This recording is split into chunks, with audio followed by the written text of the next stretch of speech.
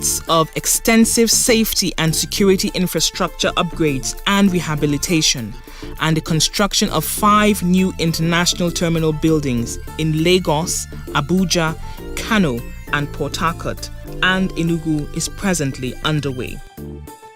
In addition to terminal construction, the following were also achieved under infrastructure development.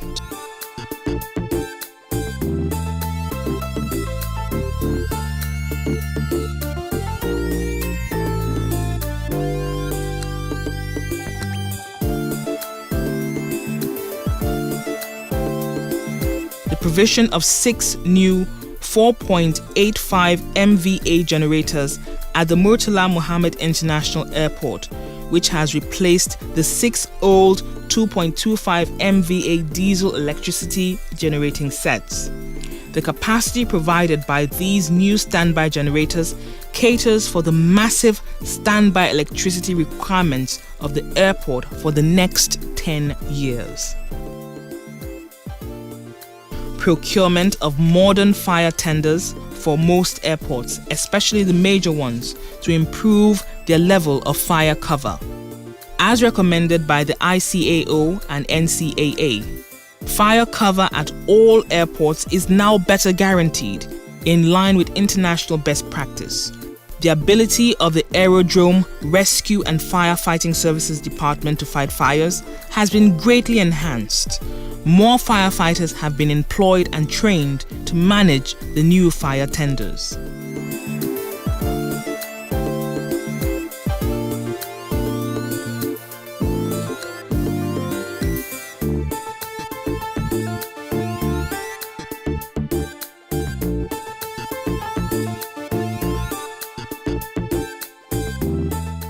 Aviation has become a catalyst for economic transformation in the emerging markets through the expansion of commerce arising from the timely movement of persons, goods, and services. As part of the economic development component of the transformation program in the aviation sector, the following has been achieved. The development of 2 international aviation hubs in Lagos and Abuja to harness areas of comparative economic advantage, especially in perishable produce, movement of person and goods to West and Central Africa region, and ultimately the export of skilled human resource to Africa and Europe, which will ultimately boost the GDP, create employment, and expand the capacity to handle more passengers. Collaboration with the private sector to establish a national carrier with the aim of creating a regional West African hub. Compared to before, recently they upgraded the communication facility. The one they had before is at the old time. Now what we have now is a modern. So what's the difference? At least the range. If we talk about range and stability. What's the new range? It's more than 200 nautical miles. VHF has a particular range covers, so 200 nautical miles. How many places can you cover from Enugu now? That's the only way we understand it. Yes, sir. Enugu has its own what they call TMA. So we have a boundary we transmit up to then the adjacent stations like the mother station of Enugu. The federal government is remodeling the airport. And this was not how the airport was looking in the past. You can see yourself that things are going fine well, because the airport in the past was not like this. What it was not like an airport of a nation. But what we have in place now, like you can see, is befitting of a nation. We can go around, the halls are so large, unlike before, both the departure and the ticketing and checking halls. They are all meeting the national and international standard. Any Nigerian that goes around the world will be happy that at least we're now having airports that look similar to airports elsewhere in the world. The airport before now are like country sheds. If you go to old Akure airport now, you will know what that kind of vision was. And an airport must have space for passengers, must have space for the operation of other businesses around the airport. Now, this altogether have helped to increase the prospect of safety in the Nigerian airspace. We also have 100% radar coverage of Nigerian airspace now. Anyone that flies into Nigeria from any angle, the moment you enter the Nigerian airspace, we will pick you on our radar. Now, these have been done in the last 2 years to ensure greater safety. When the president says he wants a change in these sectors, he means it. So it's a comprehensive intervention in the transport sector. Aviation was seeing what is happening. Railways were also seeing what is happening. Now, without a proper railway system, proper aviation system, it is not possible for you to really facilitate the movement of goods and services. So we're intervening all around. In addition to the achievements relating to economic development, the aviation sector has also achieved the following under policy, legal, and institutional reforms.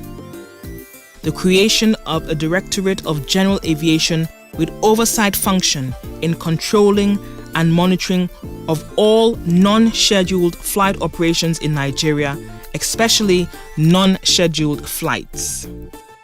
Provision of structure and equipment for helideck facilities for helicopter operations.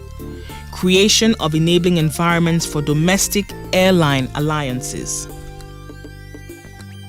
The development of a legal framework for the establishment of a new national carrier and Aerotropolis initiative.